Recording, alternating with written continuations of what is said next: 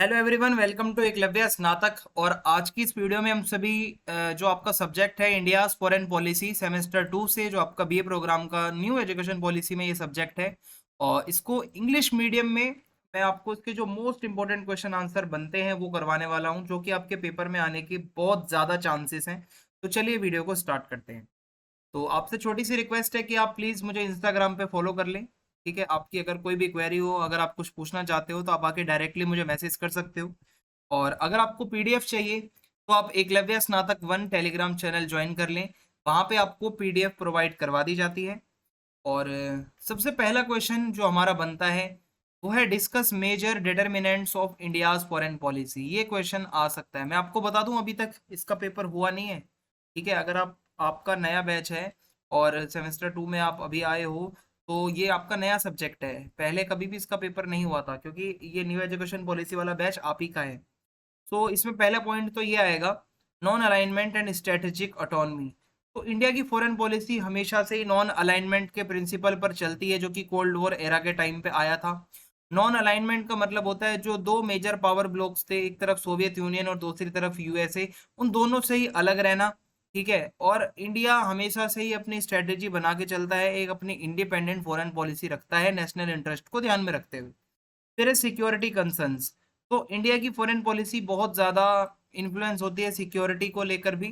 ठीक है, क्योंकि आपको पता है कि हमारे नेबर्स जो हैं वो हैं ही ऐसे थोड़े से। ठीक है, कि मतलब सिक्योरिटी चैलेंजेस आते ही रहते हैं, चाहे वो बॉर्डर डिस्प्यूट हो, क्रॉस बॉर्डर टेररिज्म हो। तो बहुत ज़्यादा नेशनल सिक्योरिटी को ध्यान में रखते हुए ही हमें अपनी स्ट्रेटेजीज बनानी पड़ती हैं, टेररिज्म से काउंटर करने के लिए, अपने बॉर्डर को प्रोटेक्ट करने के लिए, रीजनल स्टेबिलिटी बनाने के लिए। और है इकोनॉमिक इंटरेस्ट। इंडिया की फॉरेन पॉलिसी इससे भी इन्फ्लुएंस होती है कि हमारी इकोनॉमिक प्रायोरिटीज क्या हैं। ठीक है, हम एक दुनिया की फास्ट ग्रोइंग मेजर इकोनॉमीज में से एक हैं। तो हम हमेशा से ही ग्लोबल ट्रेड इन्वेस्टमेंट पे ध्यान देते हैं। तो ऐसे देशों के साथ हम अपने रिलेशन अच्छे करते हैं जिनसे हमें फायदा हो सकता है। हम फॉरेन डायरेक्ट इन्वेस्टमेंट वगैरह के लिए भी हम ध्यान रखते हैं कि कौन हमारे यहाँ पे इन्वेस्ट करेगा। ठीक है, सो ये सारी बातें हैं। Regional influence. तो इंडिया जो है बहुत ही ज़्यादा इम्पोर्टेंट देश है। ठीक है, और स्टेबिलिटी, इकोनॉमिक इंटीग्रेशन, कोऑपरेशन, जो साउथ एशिया का रीजन है वहाँ पे इंडिया की एक बहुत बड़ी वैल्यू है, इंडियन ओशियन के रीजन में। तो जैसे कि यहाँ पे एक इनिशिएटिव है like the neighbourhood first policy. इसका मतलब है जो हमारे नेबरिंग कंट्रीज हैं, ठीक है, हम आपस में एक अच्छा रिलेशनशिप बना के रखें, ये भी हम सोचते हैं। Global ambition. इंडिया की फॉरेन पॉलिसी ये कहती है कि it desired for greater global influence, यानी कि दुनिया भर में लोग हमें जानें। ठीक है, लोग हमें ग्लोबल पावर समझें, और हमें एक परमानेंट सीट भी मिले सिक्योरिटी काउंसिल में। इंडिया एक्टिव रहता है ज़्यादातर मल्टीलैटरल ऑर्गेनाइजेशंस में, जैसे कि यूएन है, G20 है, ब्रिक्स है, नॉन अलाइन मूवमेंट है। तो इंडिया हर तरीके से हमारा एक्टिव रहा है। Historical and cultural ties. तो इंडिया की फॉरेन पॉलिसी हिस्टोरिकल और कल्चरल कनेक्शन से भी इन्फ्लुएंस होती है। जैसे हमारे बहुत सारे कुछ पुराने समय में अच्छे हमारे मतलब दोस्त भी रहे हैं, कुछ ऐसे जो नेशंस थे। ठीक है, India shares long standing historical, cultural and civilisational ties with countries in South East Asia, Africa, Middle East. इन सभी देशों के साथ इंडिया के रिलेशन काफ़ी सही रहते हैं। Soft power and diplomacy. India जो है मतलब उसकी बहुत ही ज़्यादा एक रिच कल्चरल हेरिटेज है। बॉलीवुड, योगा, और जो इंडिया का डायस्पोरा है, ठीक है, वो लोगों को, देशों को इन्फ्लुएंस करता है। डिप्लोमेटिक, बहुत ही मतलब जो है मतलब डायलॉग्स वगैरह चलते रहते हैं, हम मतलब दूसरे देशों के नेताओं के साथ, लीडर्स के साथ बात करते रहते हैं। तो हमारी डिप्लोमेसी भी सही है। अगला क्वेश्चन है, analyse the principles and objectives of India's policy making in contemporary time. तो इसके अंदर इसके प्रिंसिपल और इसके ऑब्जेक्टिव क्या हैं। देखो, प्रमोटिंग नेशनल इंटरेस्ट। तो इसका पहला ऑब्जेक्टिव ये है कि इंडिया की फॉरेन पॉलिसी में कि हम अपने राष्ट्रहित की बात पहले करेंगे। ओके, सो इसमें आता है हमारी सोवर्निटी को प्रोटेक्ट करना, टेरिटोरियल इंटीग्रिटी बनाए रखना, सिक्योरिटी को मतलब ध्यान में रखना, इकोनॉमिकल और पॉलिटिकल और स्ट्रेटेजिक इंटरेस्ट को ध्यान में रखना, और मेंटेनिंग रीजनल स्टेबिलिटी, यानी कि अपने आसपास की नेबरिंग कंट्रीज के साथ एक अच्छा कोऑपरेशन बनाए रखना। Strengthening global partnership, global level पे हम ज़्यादा से ज़्यादा देशों के साथ अच्छी पार्टनरशिप रखें, क्लाइमेट चेंज वगैरह के जैसे मुद्दों पर बात करें, इंटरनेशनल ट्रेड में ज़्यादा से ज़्यादा कोऑपरेशन दिखाएं, टेररिज्म को काउंटर करें। Advancing south south cooperation, India हमेशा से ही साउथ साउथ कोऑपरेशन के ऊपर ध्यान देता है, ठीक है। और जो भी डेवलपिंग कंट्रीज है, जो अफ्रीका की हैं, या आप ये मान के चलो ये जैसे हमारा पूरा ग्लोब है, इसमें ये जो इक्वेटर के बाद जो नीचे जितना भी आता है, ठीक है, जो साउथ का एरिया, इन देशों के साथ इंडिया बहुत कोशिश करता है कि अच्छे से रिलेशन रखे। प्रोटेक्टिंग इंडियाज डायस्पोरा, तो इंडिया की कम्युनिटी दुनिया भर में फैली हुई है, हम हमेशा से ये ध्यान रखते हैं कि हमारी जो है कि मतलब हमारा ही भला हो, ठीक है, हमारे देश का भला हो, हमारे नागरिकों का भला हो। और प्रिंसिपल्स की बात करें तो नॉन अलाइनमेंट का मैंने आपको बता ही दिया है, तो इसको रिपीट करने की जरूरत नहीं है। पंचशील एक इम्पोर्टेंट बात है, पंचशील क्या है, 5 प्रिंसिपल्स थे, ठीक है, जो कि 1954 में इंडिया और चाइना के बीच में ये बातें हुई थी। और इनमें आता है जैसे mutual respect for each others, territorial integrity, एक दूसरे की टेरिटोरियल इंटीग्रिटी की रिस्पेक्ट करना, सोवर्निटी की रिस्पेक्ट करना, और एग्रेशन ना दिखाना, नॉन इंटरफेरेंस किसी और के मुद्दों में। भाई आप इंडिया चाइना के बीच में हुआ था ना, तो इंडिया चाइना के मुद्दों में नहीं घुसेगा, चाइना इंडिया के मुद्दों में नहीं घुसेगा, ओके। और इक्वलिटी, म्यूचुअल बेनिफिट, पीसफुल को एग्जिस्टेंस, ये सारी बातें इसमें कही जाती हैं पंचशील में। फिर है मल्टीलैटरलिज्म, इंडिया बहुत सारे बड़े बड़े ऑर्गेनाइजेशंस में मेंबर है, यूएनओ है, G20 है, ब्रिक्स है, ठीक है, द कॉमनवेल्थ है, और नॉन अलाइन मूवमेंट में इंडिया बहुत एक्टिव रहा है, तो ये हो जाएगा। फिर है रीजनल कोऑपरेशन, इंडिया हमेशा से ही रीजनल कोऑपरेशन के लिए भी बहुत काम करता है। साउथ एशिया का जो एक ग्रुप है यहाँ पे, the South Asian association for regional cooperation, SAARC में भी इंडिया काफी ज्यादा एक्टिव रहता है, ठीक है। तो सार्क के अंदर भी इंडिया जो है वो काफी ज्यादा एक्टिव रहता है। और यहाँ पे अगर आप देखेंगे कि south east Asian association for regional cooperation, ठीक है, यहाँ पे और भी बहुत सारे देश हैं जो कि साउथ ईस्ट एशिया के, sorry not south east, south Asia के आते हैं। ग्लोबल पार्टनरशिप्स, तो इंडिया जो है इंटरनेशनल लेवल पे भी पार्टनरशिप वगैरह में बहुत ध्यान देता है, ठीक है, जैसे यूएस है, जापान है, ऑस्ट्रेलिया है, अलग अलग देशों के साथ इंडिया जो है अपनी पार्टनरशिप जो है वो मजबूत बनाने के ऊपर काफ़ी ज़्यादा ध्यान देता रहा है हमेशा से ही। और जो लैटिन अमेरिका के देश हैं, अफ्रीका के जो देश हैं, ठीक है, इनके साथ भी इंडिया बहुत ज़्यादा अच्छे जो है संबंध रखता है। आगे बढ़ते हैं अब हम। तो इसके बाद है critically analyse India Russia relationship in the 21st century. So जो हमारे इंडिया और रशिया के, ठीक है, जो रिलेशनशिप है, अगर हम पीछे जाएंगे सोवियत एरा में, तो हमें देखने को मिलता है हमारे रिलेशनशिप काफ़ी अच्छे रहे हैं, ठीक है। अगर आप देखोगे मल्टीपोलरिटी को दोनों देश सपोर्ट करते हैं कि दुनिया में बहुत सारी जो है सुपर पावर होनी चाहिए, एनुअली बायलैटरल समिट्स होती रहती हैं, और बहुत सारी मीटिंग्स होती रहती हैं स्ट्रेटेजिक इश्यूज को लेकर। सो डिफेंस और सिक्योरिटी कोऑपरेशन को लेकर अगर बात करें, तो रशिया जो है एक बहुत बड़ा सप्लायर है डिफेंस इक्विपमेंट्स का, इंडिया बहुत सारी चीज़ें खरीदता है, और ये मतलब जॉइंट मिलिट्री एक्सरसाइज भी होती है, टेक्नोलॉजी ट्रांसफ़र भी चलता रहता है, और डिफेंस इक्विपमेंट को लेकर बहुत सारी मीटिंग्स होती रहती हैं। कुछ बीते सालों में इंडिया जो है अपने डिफेंस पार्टनर्स को काफ़ी बढ़ा रहा है, जैसे यूएस के साथ भी वो सामान लेता है, इसराइल से भी लेता है, ठीक है, which could impact the dominance of India Russia defence relationship, इस पे थोड़ा सा असर पड़ सकता है। Energy and economic cooperation, so energy cooperation का मतलब है कि इंडिया जो है एक बहुत बड़ा कंज्यूमर है, यानी कि हम खरीदते हैं रशिया के जो एनर्जी रिसोर्सेज हैं, जैसे क्रूड ऑयल है। Additionally there have been efforts to explore collaboration in like nuclear energy, renewable energy, इसको भी लेके कोलैप्स होने वाले हैं। और बायलैटरल ट्रेड तो अब जो मतलब है कि वो इतना ज़्यादा फुल पोटेंशियल के साथ नहीं हो रहा है, लेकिन फिर भी धीरे धीरे सब कुछ सही हो जाएगा। फिर उसके बाद है shift in geopolitical dynamics, तो the geopolitical dynamics in the 21st century ये बताते हैं कि challenges to the India Russia relationship, क्यों, क्योंकि Russia's growing proximity to China. अब देखो चाइना के साथ जो है वो रशिया सही रहता है, वो उसकी जो है फॉरेन पॉलिसी है। बहुत बारी क्या होता है कि इंडिया रशिया के बारे में जब ये बात करते हैं हम रिलेशनशिप की, कि जब अगर मान लो चाइना तो दुश्मन है हमारा, रशिया का दोस्त है, तो रशिया किसको सपोर्ट करेगा, और इंडिया यूएस का भी क्लोज होता जा रहा है जो कि रशिया का दुश्मन है, तो ये भी एक दिक्कत है भाई। फिर discuss India China relationship with emphasis on border disputes. India China के रिलेशनशिप को बताना है बॉर्डर डिस्प्यूट्स की बातें करते हुए। बॉर्डर डिस्प्यूट जो है इंडिया चाइना के, ये अगर हम देखें तो 20वीं सेंचुरी के आसपास, जब ब्रिटिश इंडिया और जो तिब्बत का जो एरिया था वो चाइनीज इन्फ्लुएंस में आ सकता था, ठीक है। और ये इशू जो है आगे और कॉम्प्लिकेटेड हुआ जब इंडिया आज़ाद हो गया, ठीक है, क्योंकि यहाँ पे लिखा है and the subsequent incorporation of the Tibet into the publics of Republic of China. Tibet भी मिल गया चाइना में, और बहुत सारी और भी दिक्कत है भाई। 1962 में हमारी लड़ाई भी हुई चाइना के साथ और इंडिया हारा उसमें, और चाइना ने कंट्रोल कर लिया अक्साई चीन के ऊपर और अरुणाचल प्रदेश के ऊपर। सो यहाँ से बॉर्डर डिस्प्यूट्स स्टार्ट होते हैं। करेंटली जो बॉर्डर डिस्प्यूट्स हैं, दो मेन एरिया हैं वेस्टर्न सेक्टर में, जैसे कि अक्साई चीन है, ईस्टर्न सेक्टर में अरुणाचल प्रदेश का एरिया है। चाइना क्लेम करता है अक्साई चीन उसी की टेरिटरी है, और and administers it as a part of Xinjiang autonomous region. Xinjiang नाम से वो उसको जानता है, और वहाँ पे मतलब एडमिनिस्ट्रेशन भी चलाता है। India on the other hand वो मानता है कि हमारा है वो एरिया, लद्दाख का एरिया है। सो यहीं पर एक जगह है अरुणाचल प्रदेश जो साउथ तिब्बत है, ये इंडिया की ही सॉवरेनिटी है पूरी, पर चाइना आंखें डाल के बैठा रहता है अरुणाचल प्रदेश के ऊपर। बॉर्डर इंसिडेंट्स इन डोकलाम, ठीक है।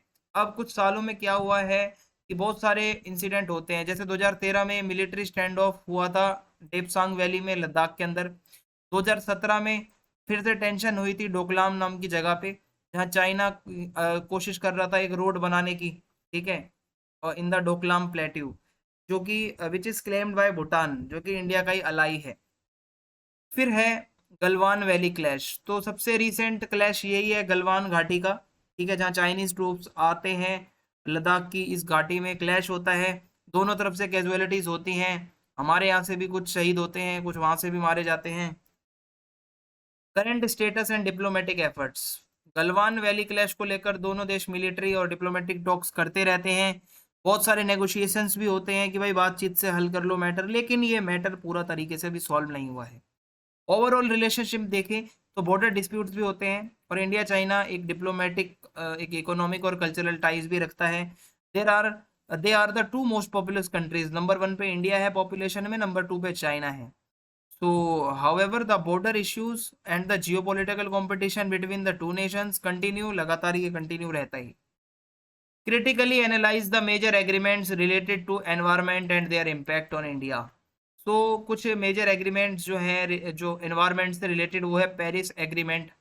सो ये पेरिस एग्रीमेंट शॉर्ट नोट्स में भी आ सकता है, याद रखना। पेरिस एग्रीमेंट एक लैंडमार्क ग्लोबल अकॉर्ड था जहां सभी देश ज्यादातर आए थे क्लाइमेट चेंज को लेकर, और ये टारगेट ये ऐसा बनाया गया था कि जो ग्लोबल टेम्परेचर है राइज बिलो 2 डिग्रीज, 2 डिग्री तक कम करना है, ठीक है।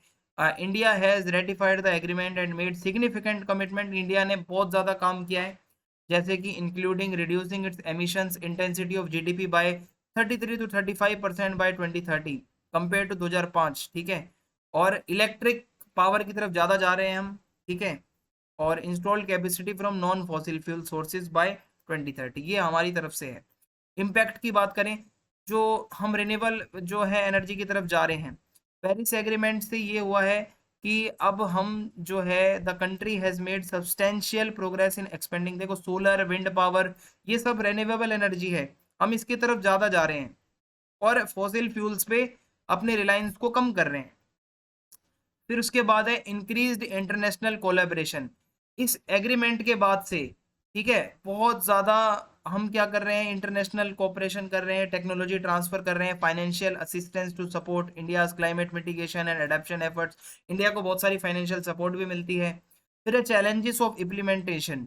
तो इंडिया बहुत बारी चैलेंज फेस करता है, ठीक है, क्योंकि भाई आप देखो एक तरफ क्लाइमेट है, एक तरफ अपनी जो है इकोनॉमिक ग्रोथ है, तो थोड़ा बहुत तो इम्पैक्ट पड़ता ही है।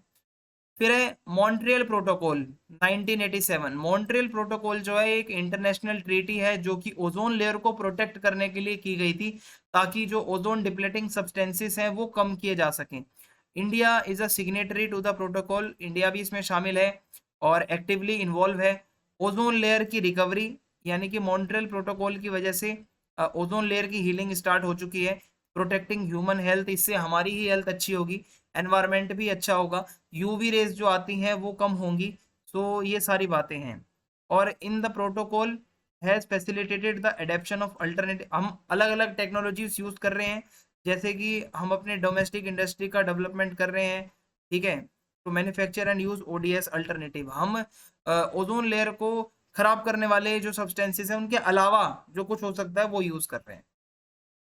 इकोनॉमिक इम्प्लीकेशंस, तो ये ट्रांजिशन जो हो रहा है इससे क्या होता है, the transition away from ODS has required significant investment and adjustment. देखो भाई, इन्वेस्टमेंट तो करना पड़ेगा, while it has created opportunities to new sectors, नए नए सेक्टर्स के लिए अपॉर्चुनिटीज भी मिली हैं, इकोनॉमिक चैलेंजेस भी आए हैं, स्मॉल और मीडियम जो जो लेवल पे जो जितने भी एंटरप्राइजेस हैं उनके लिए।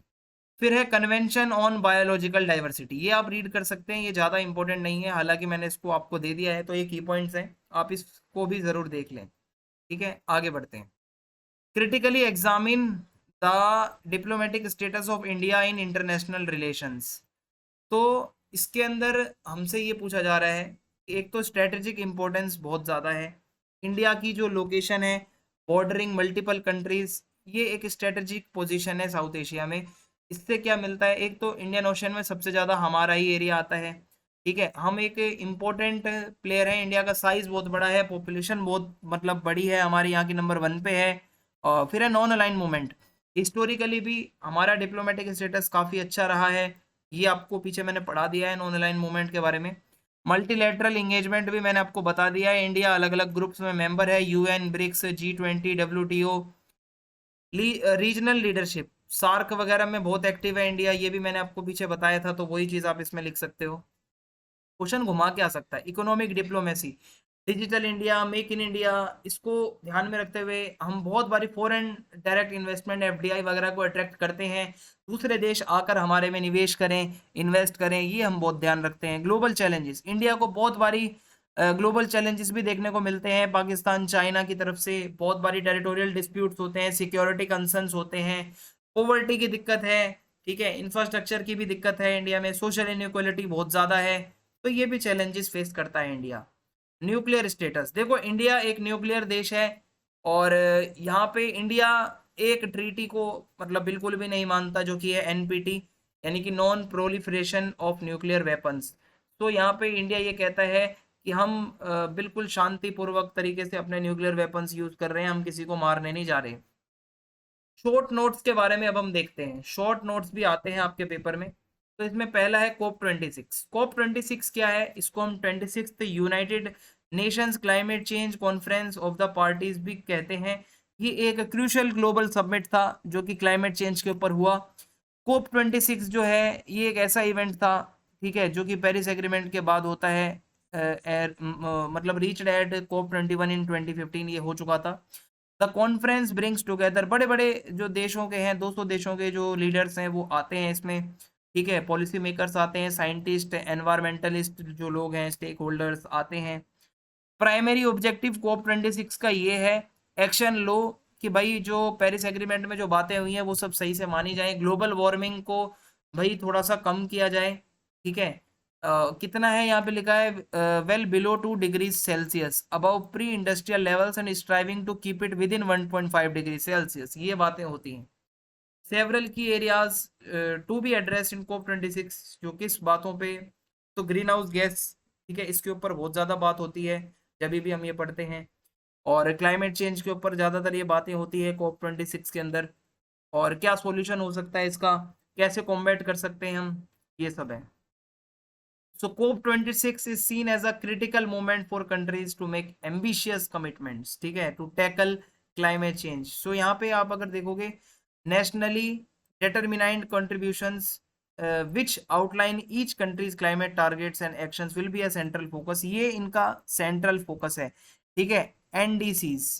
फिर है इट इज होप्ड, ऐसा माना जाता है COP26 से क्या है, कंट्रीज जो है इंस्पायर होंगी, ज़्यादा एम्बिशियस होंगी, ग्लोबल वार्मिंग कम होगी।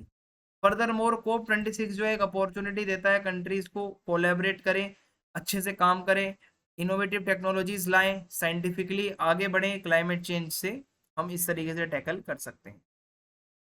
One belt one road, one belt one road, जिसको हम ये भी कहते हैं the belt and road initiative, ये एक एम्बिशियस डेवलपमेंट स्ट्रेटजी है जो कि चाइना की है।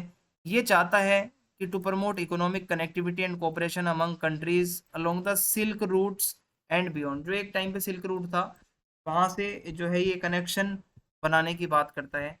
ये इनिशिएटिव सबसे पहले चाइनीज प्रेसिडेंट शी जिनपिंग ने स्टार्ट किया था 2013 में, ठीक है। और उसके बाद the concept of one belt one road, ये क्या कहता है कि जो सिल्क रोड का है जितना भी जो इकोनॉमिक बेल्ट है, and the 21st century maritime silk road, the silk road economic belt, इसका मतलब ये है कि चाइना को कनेक्ट करना है इन्हें सेंट्रल एशिया से, यूरोप से, मिडल ईस्ट से, ठीक है। एक ऐसा प्रोजेक्ट बनाना, रोड वगैरह बनाना, रेलवे बनाना, पाइपलाइन बनाना, इकोनॉमिक जोन्स को बनाना, ये सब बातें इसके अंदर आती हैं। 21st century maritime silk road, जो 21st सेंचुरी का मैरीटाइम सिल्क रोड है, वो फोकस करता है trade routes between China, South East Asia, Africa and Europe. So इसका ऑब्जेक्टिव यही है कि भाई इकोनॉमिकली फायदा उठाना, ट्रेड इन्वेस्टमेंट बढ़ाना, ट्रांसपोर्टेशन इंफ्रास्ट्रक्चर अच्छा करना, ट्रेड बैरियर्स को कम करना, अच्छे से सामान आ जा सके, यही है मेन बात इसमें, ठीक है। सो चाइना भाई यही कोशिश करता है, अपने आप को मजबूत करना चाहता है इस पूरे एरिया में, ये रोड वगैरह बना के। और जो क्रिटिक्स हैं वन बेल्ट वन रोड के, वो ये कहते हैं कि मतलब सम आर्ग्यू दैट द इनिशिएटिव में रिजल्ट इन अ डेब्ट ट्रैप फॉर पार्टिसिपेटिंग कंट्रीज। जो देश इसमें शामिल होंगे वो कर्जे में डूब सकते हैं। As they may struggle to repay the loans, ठीक है, हो सकता है कि वो उनको लोन देने में दिक्कत हो और बाद में चाइना कब्जा ही कर ले पूरे उसके देश के ऊपर। There are also concerns about the environmental impact. भाई इतना बड़ा इंफ्रास्ट्रक्चर बनाया जाएगा तो एनवायरमेंट के ऊपर भी असर पड़ेगा। फिर उसके बाद है पंचशील, ये मैंने आपको पीछे समझा दिया है, एक क्वेश्चन में आया था, ये शॉर्ट नोट्स में भी आ सकता है, तो आप इसको प्लीज देख लें। और ये क्वेश्चन थे जो आज मैंने आपको बताए हैं, तो आप ये ही करके जाओ, बहुत ज़्यादा चांसेस है यहाँ से आपके पेपर में आ सकते हैं। तो अगर आपको वीडियो अच्छी लगी हो तो आप चैनल को सब्सक्राइब कर दें, ज़्यादा से ज़्यादा वीडियो को शेयर करें। जय हिंद, जय भारत, मिलते हैं नेक्स्ट वीडियो।